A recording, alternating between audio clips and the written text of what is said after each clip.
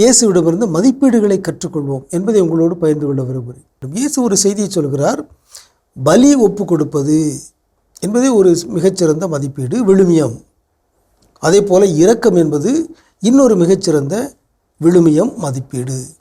ஆனால் இவை இரண்டையும் ஒப்புமைப்படுத்தி பார்க்கின்ற பொழுது இரக்கமே மேலானது என்பதை கற்றுக்கொள்ளுங்கள் என்று இயேசு சொல்கிறார்.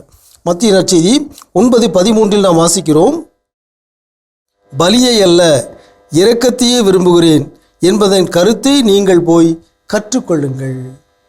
பலி மேலானது, ஆனால் பலியை விட இரக்கம் மேலானது என்பதை நீங்கள் கற்றுக்கொள்ளுங்கள் என்று இயேசு நமக்கு கற்றுத்தருகிறார்.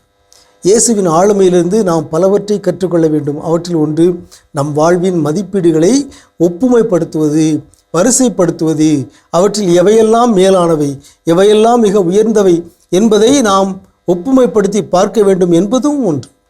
இயேசு சொல்கிறார், பலியை விட இரக்கம் மேலானது. எனவே நாம் நம்முடைய திருப்பலி பங்கேற்பு, நம்முடைய காணிக்கைகள், நம்முடைய இறை வேண்டல்கள் இவை அனைத்தையும் விட அன்பும் பரிவும் இரக்கமும் மேலானவை என்பதை இயேசுவிடமிருந்து கற்றுக்கொள்வோமாக.